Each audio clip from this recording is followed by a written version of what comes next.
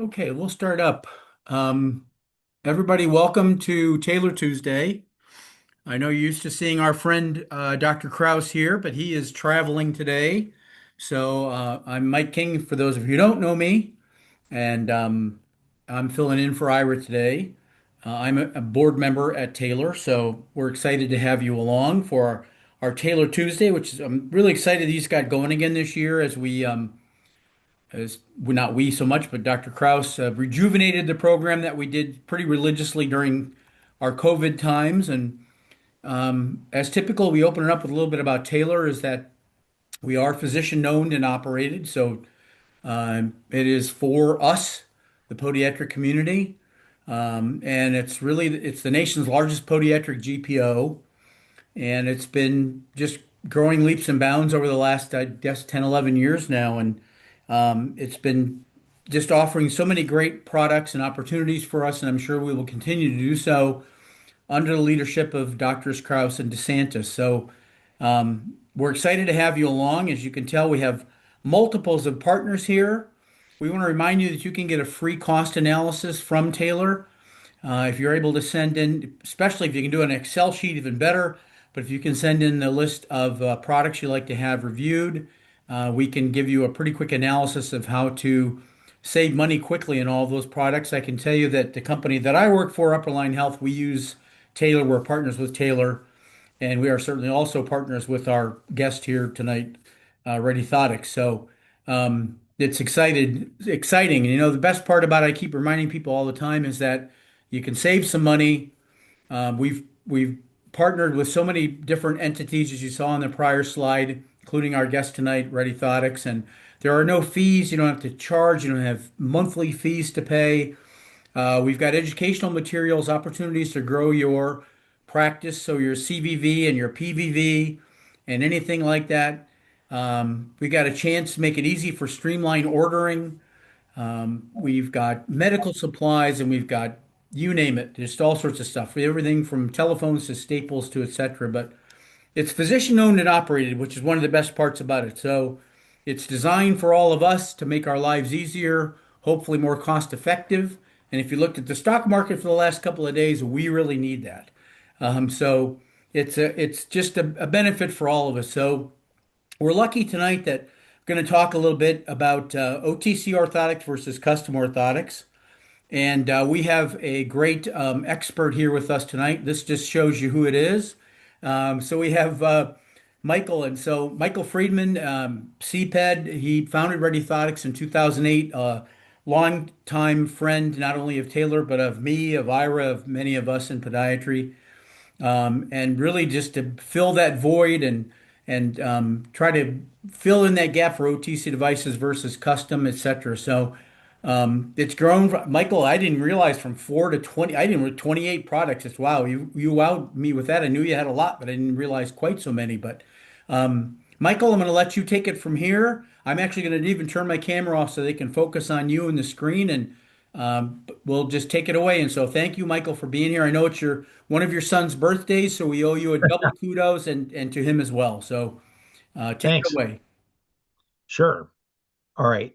Next slide, Mike. Yeah, I got stuck. There we go. All right. Yep. Next one. All right. So we're going to talk about some other stuff as well, but we're going to talk about adult orthotics, the full line Ready Orthotics has. And as we do so, we will start to compare some of them to custom orthotics when it makes sense to use an OTC. And sometimes it actually doesn't. We'll talk about pediatrics, why you really need to have multiple options, and the dress line. The phrase when bigger is better usually doesn't apply to custom or OTC orthotics, but when it comes to dress orthotics, we'll talk about why bigger is better and what I mean by that. Next slide. All right. So if a patient or a non-patient wants to purchase an insole slash OTC orthotic, where do they go? And what happens? So obviously, retail stores, we're talking about shoe stores. When I say big box, I personally refer to a Macy's, a Marshall's, um, anything in a mall. Let's leave it at that. running stores, Fleet Feet, uh, the running store, quote unquote, they are big, big, big in retail sales of OTC insoles. Uh, the most recent numbers, quote Dr. Scholl's, at literally over $250 million with a B dollars. Now that's worldwide, not just domestic, but that gives you a sense of the scope of how many of these things are being sold online as well as in retail.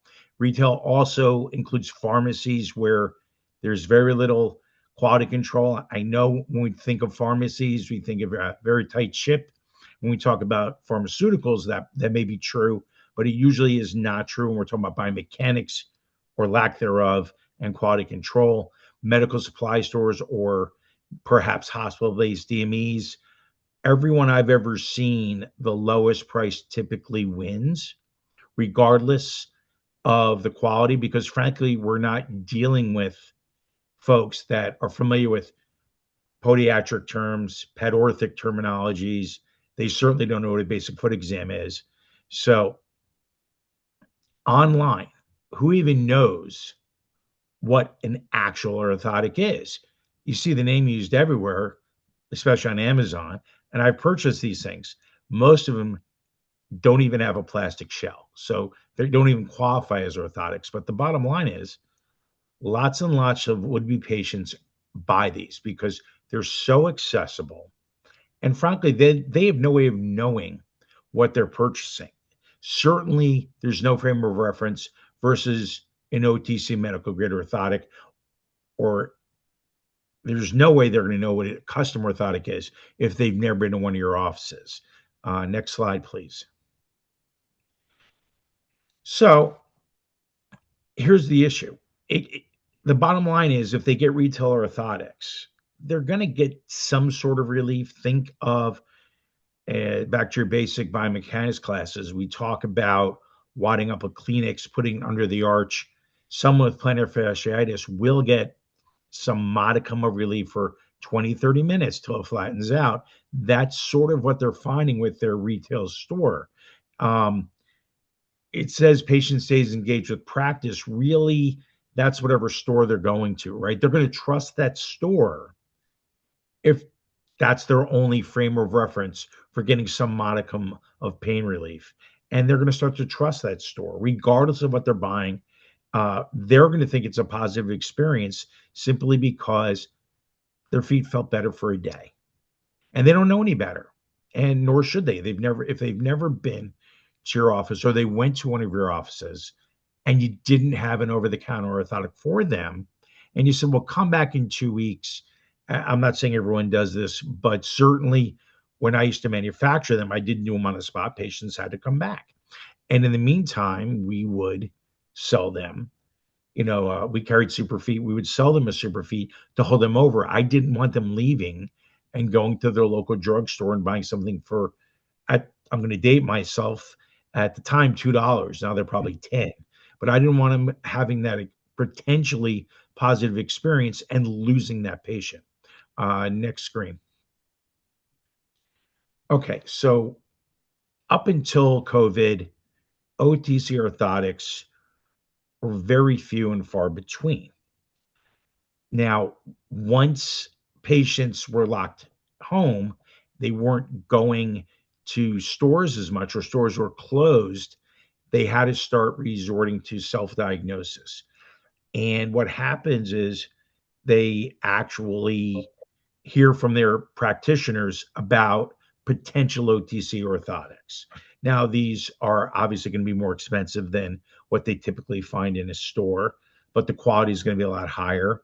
Um, a lot of the issues that used to happen with back orders and shipments not getting here during COVID, those have cleared up. Supply chains have really been shored up. It's not very difficult for us or any of our competitors for that matter to bring in enough OTC orthotics so that we're not running out. I mentioned self-diagnosis source, right? Every patient is an expert. They read Medline, not the vendor, but the online Medline, and they're an expert.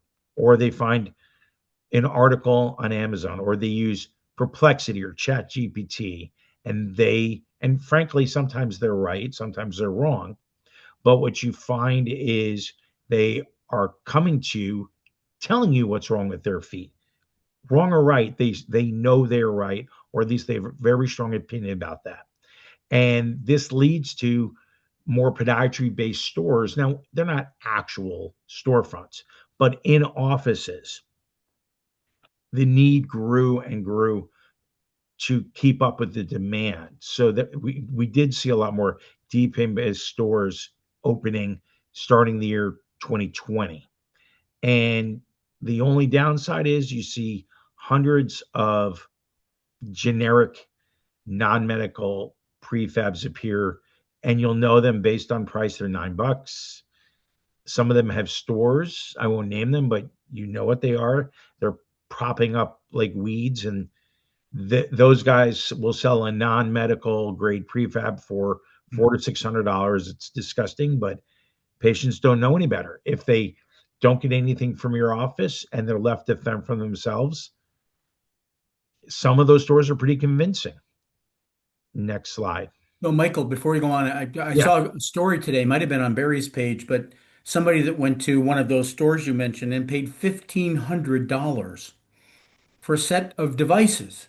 And they said that they're, to your earlier point, they were miserable, I guess the opposite of the other point, they were miserable. And it's like, where do we even go? It's like, maybe you should ask a doctor.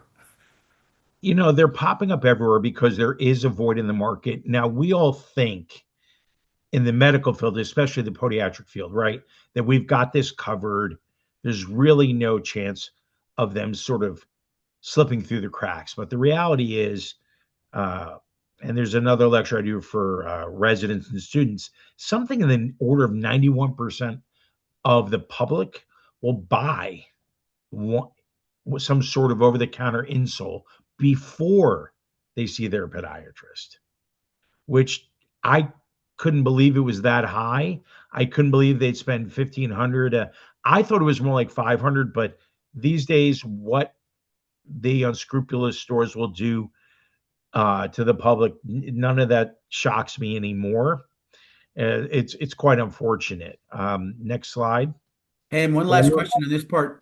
The Yeah, supply chain's been fine, right? You said now. I mean, I was curious it because has. we It hear has. about different shipping issues now, but it sounds like it's okay for you.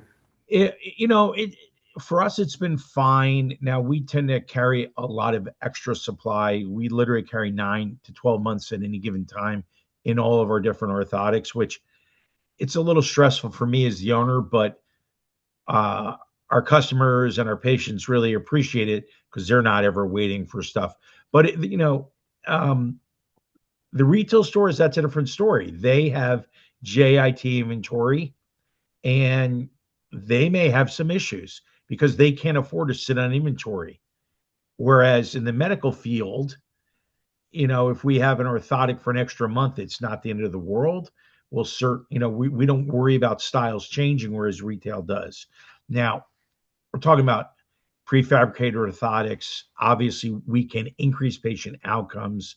When you're choosing an orthotic for your practice, there really is, I see this too often, but there's no rule that says a practice can have only a singular OTC orthotic.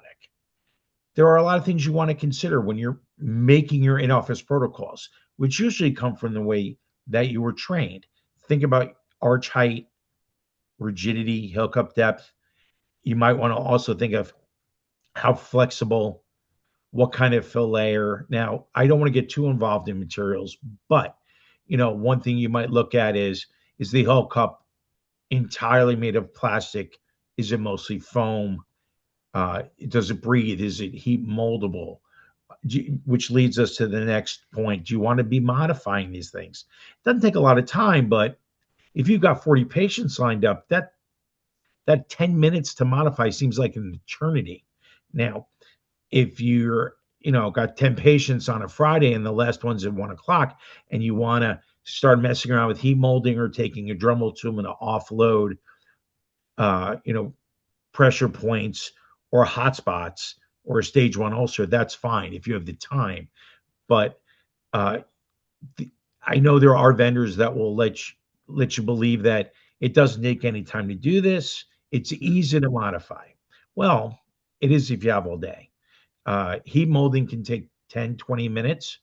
And again, if you're going three deep every 15 minutes or every half hour, you don't have 20 minutes to mold an orthotic. So take those types of things into account when you're figuring out what you're going to be using these for.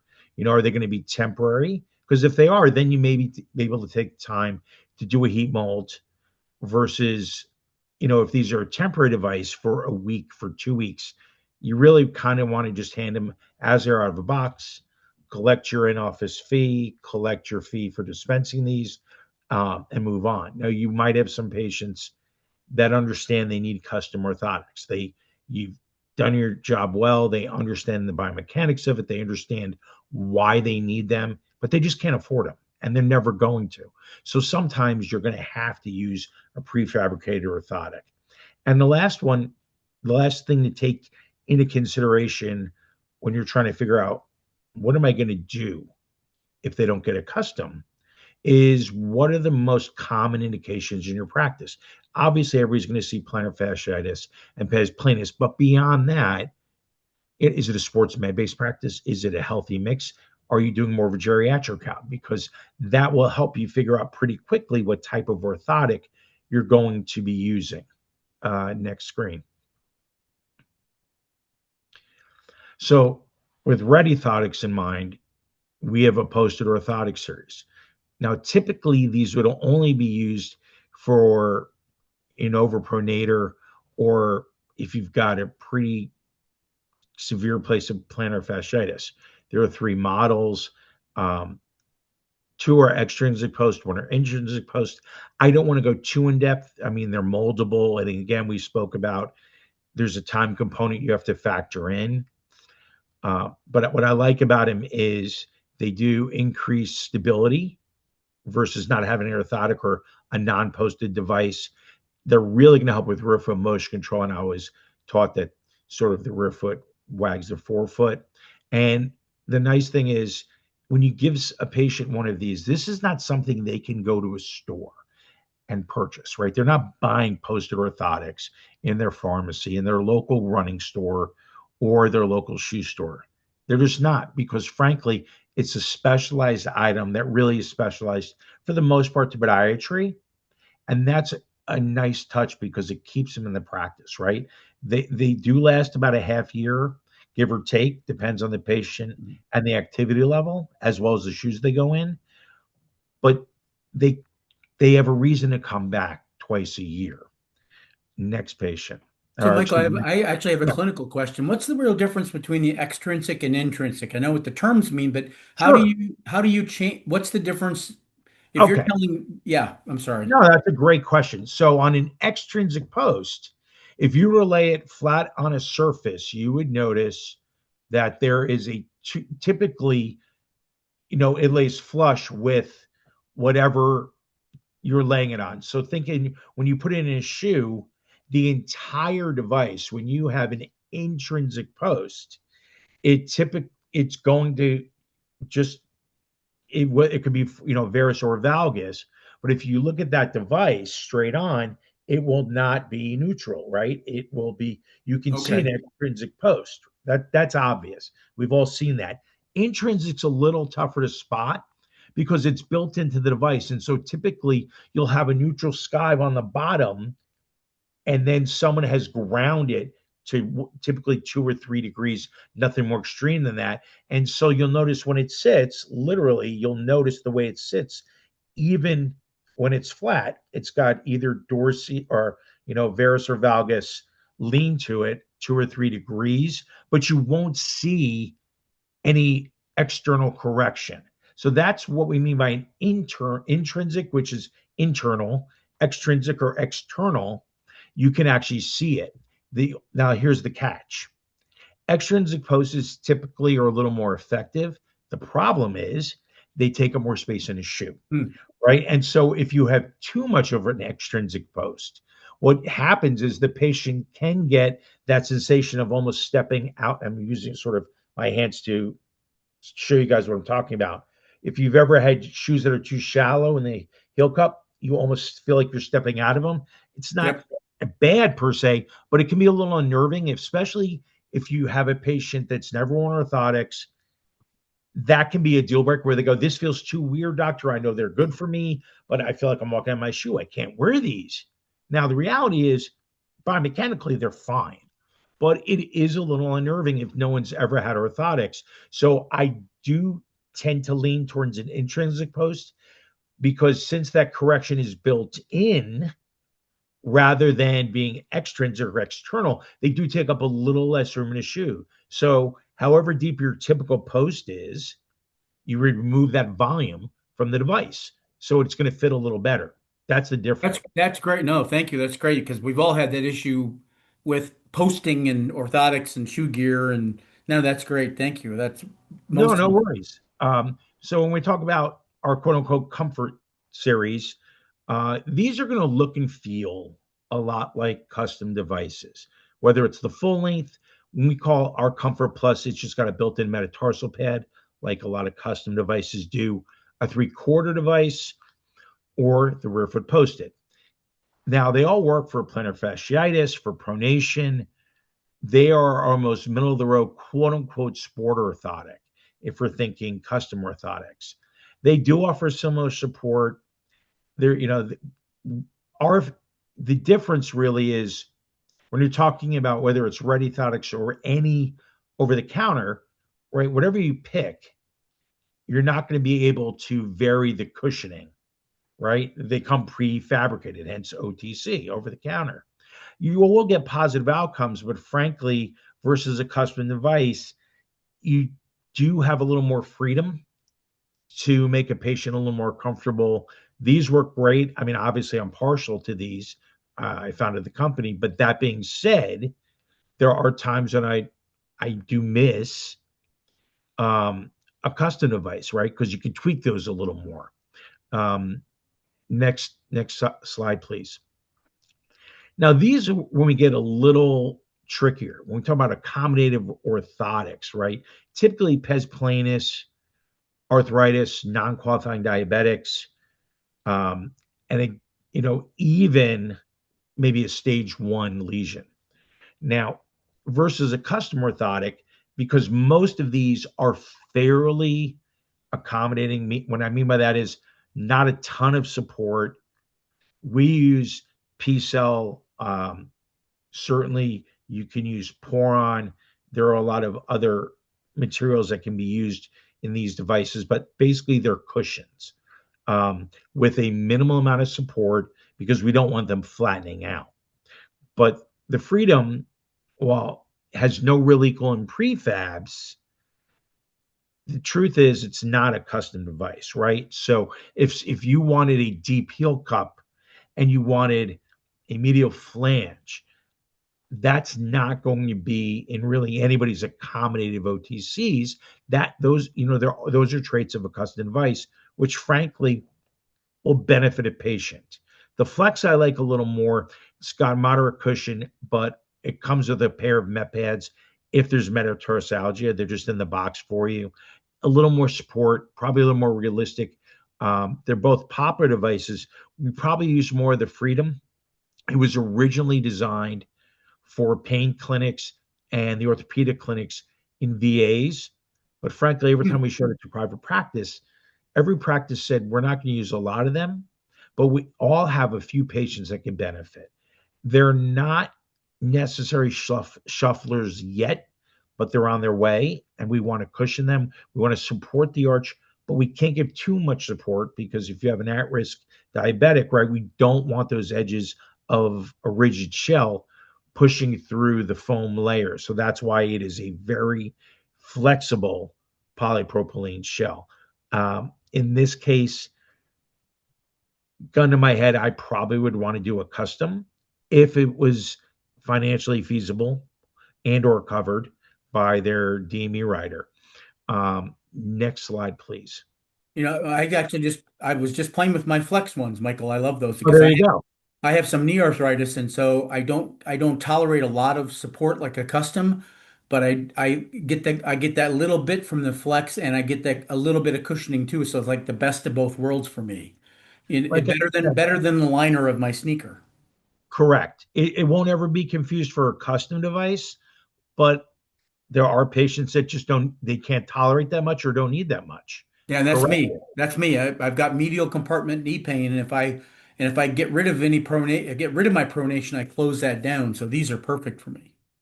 Well, I'm glad to hear we're helping you. Me too. Now, Thank you. the opposite of that would be we have some aggressive orthotics, very high arches, posterior arch.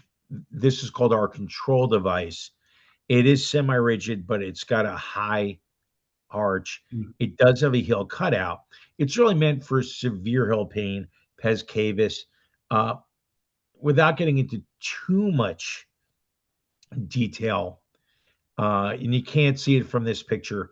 If you guys ever, any of you remember, there are a couple terms called, one is called the Cobra device or whale tail. These were back from the 70s and 80s, a little before my time, but I started Pedorthics in the 90s, and we would use them for dress shoes to offload heel pain. So Yep. really, we took that design, incorporated it into a prefab, but really built it up because for a cavus foot, if we're talking about a true tripod, they tend to have so much pressure on them in the tarsals and then in the heel. And so we had to use different materials, closed cell foam, polyurethane, versus a poron, which even poron can bottom out. And so these are the patients, they literally rip through top covers in a matter of a few months. Now, whether they're custom or OTC, they'll still function with a iffy top cover. But the reality is they need, an aggressive but really soft medial flange, super deep lateral or super wide lateral flange. They need a lot of different materials. And to do a really great job, it's just too hard to take care of a patient in an OTC. There's just too many different materials. And being honest, it's not cost effective. Like a prefab design for this that matched what a custom does for this indication for a cavus foot, it's going to cost you $80. You might as well split that 80. You can buy a custom device for that. But if you do need in a pinch in OTC, I would argue this is probably the best OTC for that indication. In a challenging economy like we are, if we're not in, depending on who you listen to on CNBC, we're going into, a lot of patients will understand the value of this. Next slide. Yeah, it's funny you said, yeah, it reminded me of the old Langer Slim-Thotic when he talked about the whale tail and the cobra Correct. and those Um, funky little ear-shaped things. that was one of my early experiences with, again, the Sheldon Langer called it a cobra way back Yep. when. And so that was my first experience with a Hmm. cutout in a plastic shell. Uh, well, I guess due to typos, we'll call these rigid orthotics rather than just rigid orthotics. And we have two of them. Most other prefab manufacturers don't like manufacturing these because, to be frank, stores hate these. They do not sell well in stores. Most stores get so many returns on when we're talking really rigid prefabs for a hyper mobile, flat foot. They they they're dealing with, for the most part, healthy feet or reasonably healthy feet. Um, these are not for people that just walk out of bed and go run marathons, right? There are lots of other prefab insoles and orthotics for that. These are probably not them. Now, the Max is a good device. It's got a super deep heel cup. It's pretty rigid. I like it because it's got an average amount of cushion. Um, Most of the material is a dense open cell foam, but the polypropylene shell, what's unique about this one is the actual heel cup is polypropylene. It's just covered with foam on the bottom as well as on top of it. Unlike our competitors, these two and our other devices for that matter, these two devices, the heel cups are actually made of polypropylene. So you get a ton of rear-foot control, the most I've seen in the industry. Again, pes planus, plantar fasciitis, really what you're going to use these for. Um, and pronation would be the third. Versus a custom orthotic, you're not going to get much difference as far as rigidity or functionality in these devices. Now, obviously, we can't tweak them like you could a custom device, but for an OTC, they are super functional. They're the nice thing is there's really nothing for your patients similar in stores. They're not popular. I still don't think they're as good as a true custom, but in this case, you can get really close. Um, for some of you, it might be too close to a custom device. In that patient says, "Why would I wear a custom?" This feels exactly as rigid and hard and as correcting as a device you were going to make me or you did make me. So it depends on your frame of reference. We sell a lot of the Max. We don't sell quite as much of the Ultra, frankly, because while thinner is usually better, there's a lot less padding on this. Hmm. Beyond 55-ish, a lot of patients don't tolerate this well, especially if they have atrophy in their adipose tissue. Um, we get returns on this. The young folks, like my kids or kids their age, I can wear it. I'm 53, but at some point it will become too rigid and I'll slide over to the Max because it's just a little bit more accommodating and I'll be able to wear it all day, every day.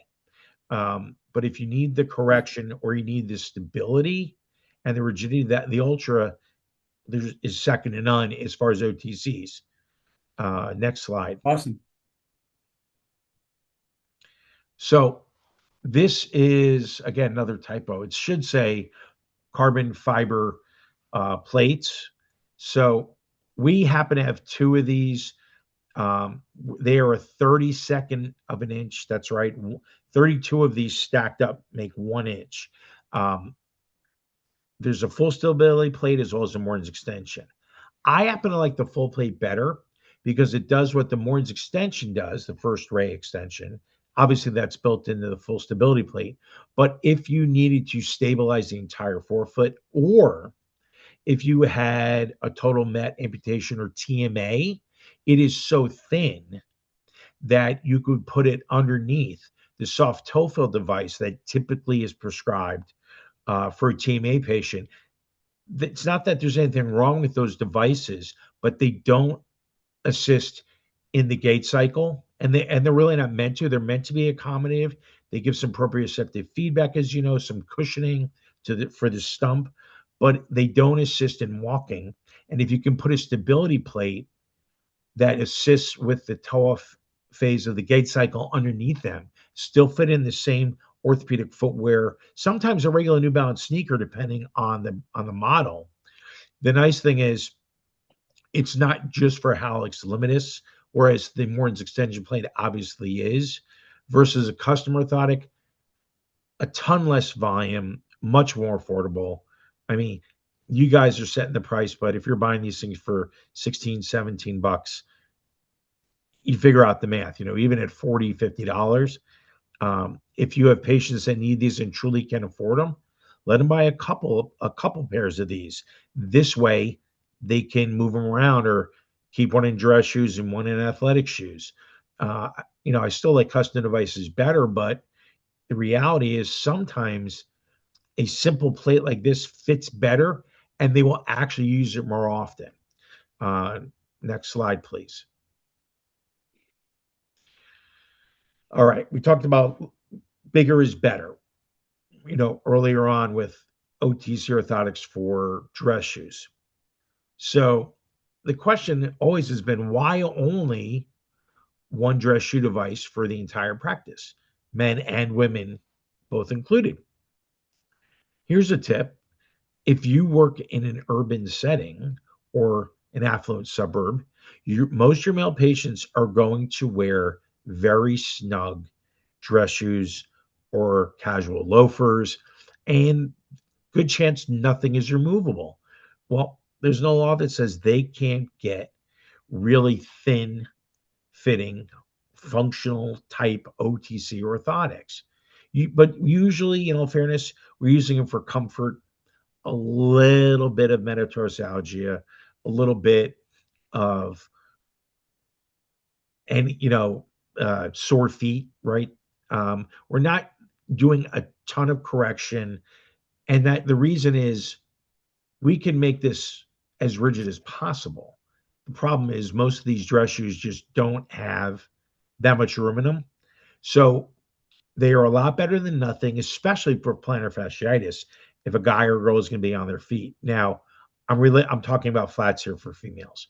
If they're going to be in heels, and we use something like the sulcus link device, which does have a MEPR on it, really only relevant to about 2.5 inches. Beyond that, the biomechanics are sort of whack.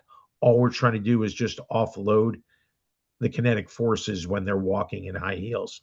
But typically, a medical grade OTC is going to be easier to fit than a lot of custom devices. And we've had lots of practices sell multiple devices to patients because while they love their custom orthotics that are made to fit in a particular pair of shoes or a couple of pairs, you can make these fit in almost all dress shoes.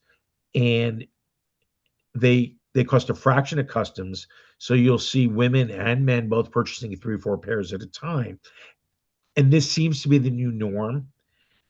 In most of our practices, they're shocked how many of these the patients want to wear and purchase, whether it's twice a year or annually, because they really do offer so much more flexibility as far as what they can wear fashion wise and still get some support.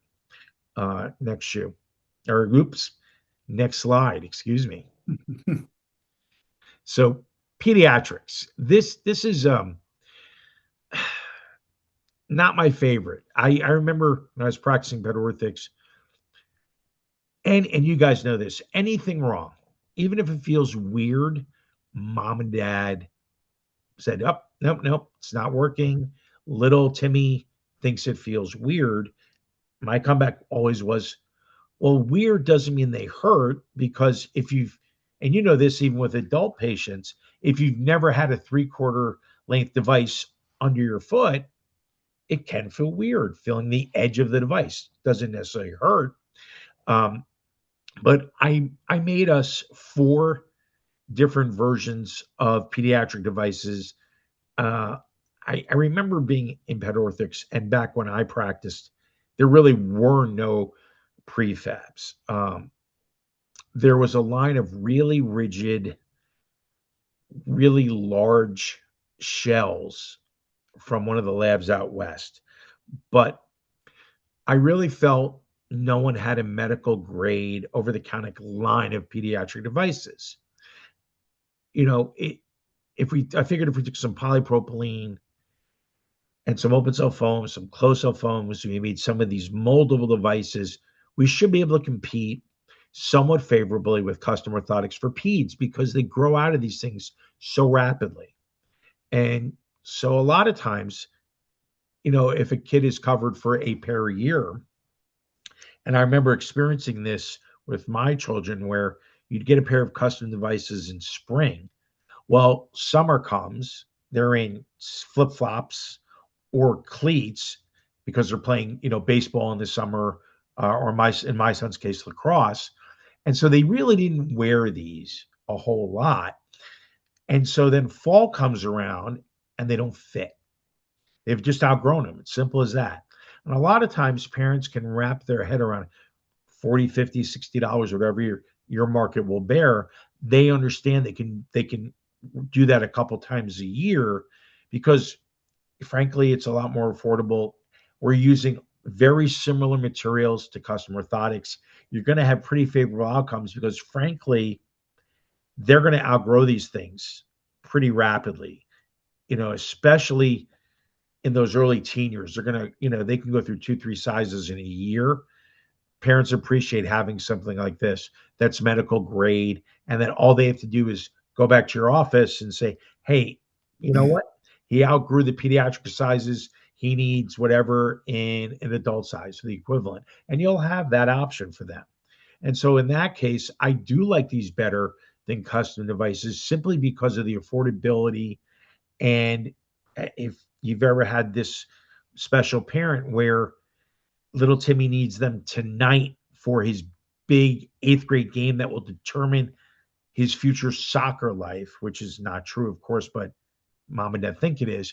It's nice to have this available. It's also very difficult to tell certain patients that that Seaver's indication that Timmy's suffering from, he's probably going to be okay in 8, 9 weeks. Can he just rest? And of course, that's not an option, right? Because the scholarship rides on his 8th grade level of play, which again, of course, is not true, but they think it is. I thought it was true. I found it out to be total falsehood. But again, that's why I like the OTCs. Next slide. I'm going to do a quick OTC 3/4 length. We have a couple of versions, a slim and a low pro. They're more comfortable, but they're also less rigid. The low pro is a little different. We have a bottom cover, but it's still less support than a custom. Most patients like prefabs because they're comfy. There is a little bit of that, and I hate to say it, they're squishy and soft feeling. I wish we could fit 3/4 length, comfortable custom devices in every pair of shoes. Unfortunately, it's just not so. So if you can get them in a custom length 3/4 and they can afford it and they're okay with it fitting in a couple pair of shoes, then go for it. Otherwise, they will never complain about the cost or the way these feel. But truth be told, biomechanically, they're not my favorite. Next slide, please. In-office marketing, this sort of speaks to just practice management. That's another lecture. But we have a lot of different marketing materials. You don't ever pay for them. We do increase patient interest, which typically leads to you guys dispensing more orthotics in the office. Next slide. When you're just speaking of dispensing orthotics, what it really does is it protects your office. And I don't mean from a malpractice point of view or insurance, but it does protect them from doing what we talked about at the beginning of this lecture. It does protect them from purchasing inferior products.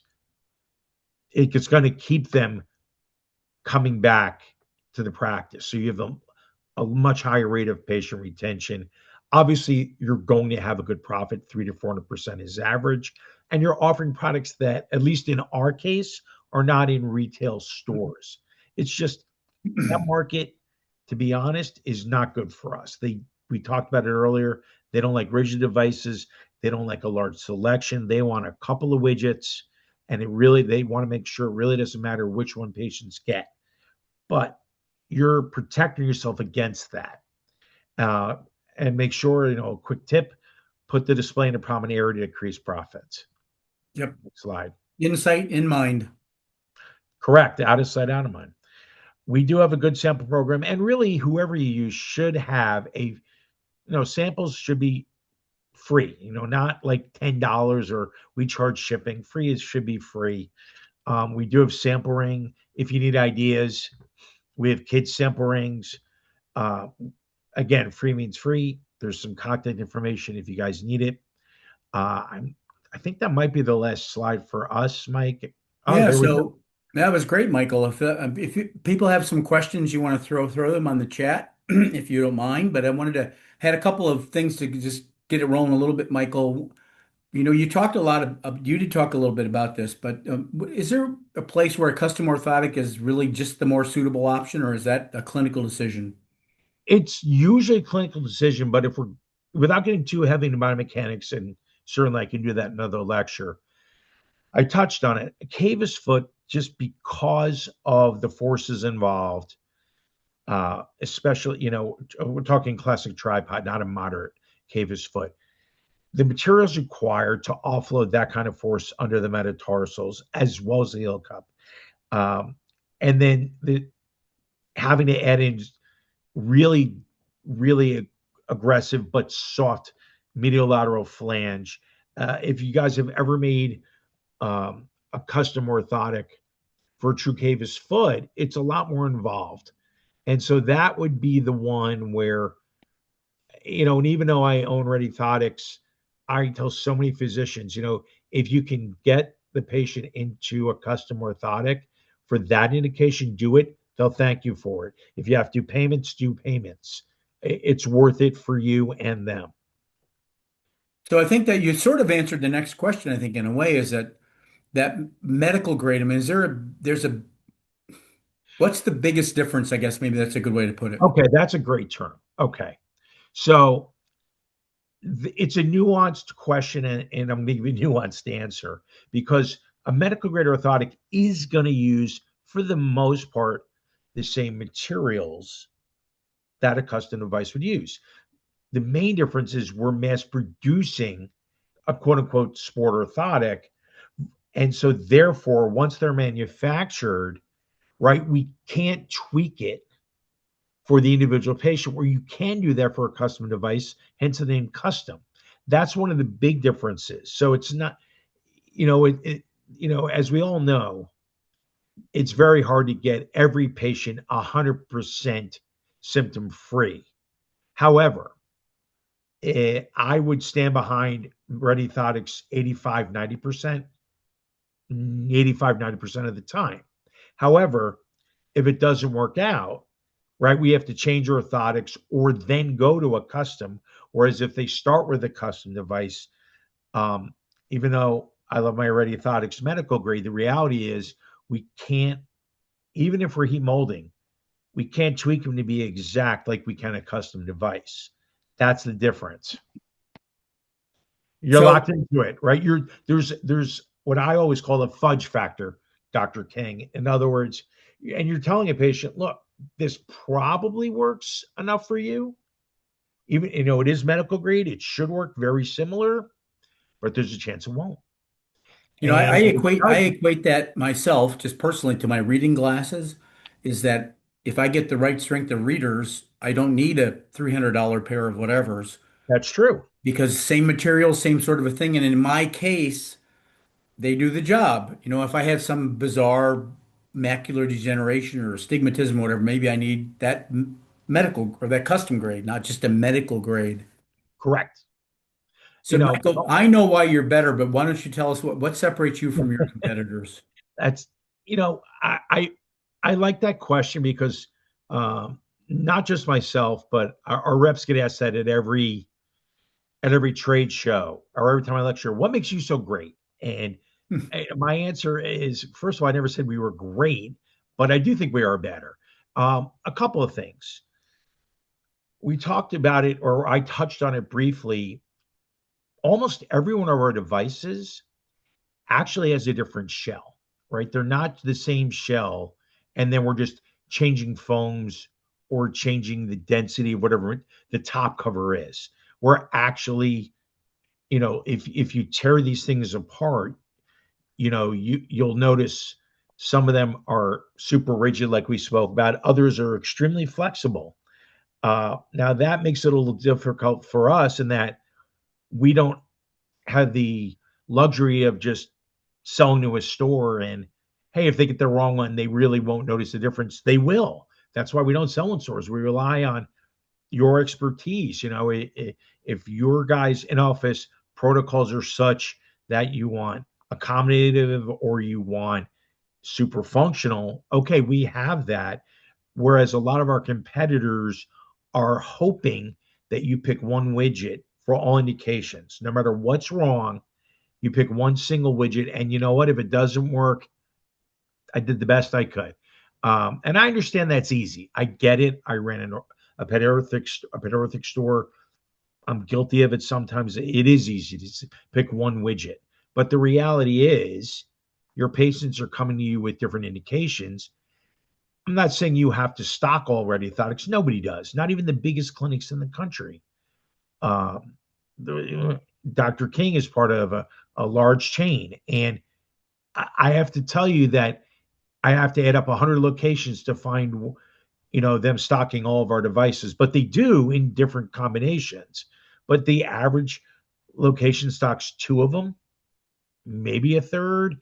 But then what makes us different is you can order a prefab one at a time, just like you would a custom, but you can stay within your patient's budget or financial constraints and still do a pretty good job of taking care of them biomechanically. I think that's the biggest difference, right?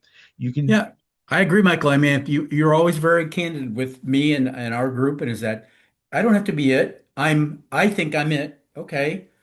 But you know what? Choice is okay. It doesn't mean one's better than worse. For some people, it's a different thing, right? So that's okay. I agree. And, I kind of answered the next question, You but did. You did. why do Yeah. we use so many different materials? Because we are trying to mimic as close as we can custom orthotics. Most practices don't prescribe the same custom orthotic for every indication because you wouldn't be happy with the results and the patient outcomes that you got if you didn't change up your custom prescription. So that's why we use different materials. Now, unfortunately for us, we can't make them quite as cheap as some of our competitors where they use a single material or a single shell. And again, that goes back to why do we have different all these 28 different designs, and why do they have different shells and different rigidities and different materials? We're trying to have the best patient outcome as But possible. as a person who's in corporate life, which never thought I would be, you don't sell yourself short because you're very competitive price wise. I mean, We are. We that's how are. people think about, I'm the clinical guy. I'm not that Excel sheet guy, but and so when that it becomes accepted in my view, that's a big sign that hey, somebody's trying to offer something reasonable at a reasonable price. I appreciate that. I mean, I know we got to wrap this up, but real quick, I always thought Redi-Thotics, I wanted us to be the best value, not the cheapest, not the most expensive, but the best value. Best And orthotic I for think the you've most done a good reasonable job of price. that, Michael, which is why I you're know we got to part of wrap it up, our but platform here. yeah, um, I'll let you do your thing. Sorry, I ran over. No, no, no, no, no. Michael, we really appreciate you being here too. And so, feel free to contact us. We have Ira's number here and his email. And if you have other questions you want to send Ira through with us, I know, feel free. We saw, Michael previously had, here's a contact if you have any questions about devices or ordering, or you need a sample kit, please do so. The display racks, I mean, that was a huge thing for me between diabetic shoes and Redi-Thotics, and I think I might have had some Spencos or something too in my office. I don't remember. It's been a while. The basics. The basics. Because well, also to your point, Michael, I was in an indigent town, so if I could do 5 or 6 pairs of customs a month, it was a miracle. But I could do 55, 60 pairs of OTCs. And you know what? They worked for my patients. For the majority, they did fine. So for me, it was a savior. Um, I'm glad. and I'm glad to hear that. it was absolutely. But everybody, please feel free to reach out. Um, and we're glad you're here. A couple weeks, Ira will be back and it's going to talk about the Vista DME program, which is actually pretty cool. And there's some great benefits and discounts that are available on DME products. But we want to thank all of you for being here. Thank you, Michael, for being here. Of course, it was great. I always say if anything I go to, I want to learn one pearl. So I got a couple good pearls tonight, like intrinsic, extrinsic. I sort of knew, but I needed to hear it. Um, so that was great. But we'll be back in a couple of weeks, and I think Ira will, as long as he's not still standing in the TSA line somewhere. He'll be back. But we thank you very much, Michael, and everybody else for joining us here tonight. And we look forward to talking to you again. So have a pleasant evening, and everyone be well. And if you celebrate, I have Passover and both Easter this week, so please. I've actually first day of Passover is tomorrow, right? So for everyone, pleasant holidays, however you celebrate, or even if you don't enjoy it the week. Have a great day. Thank you. Thanks, Michael. Thank you. Take care.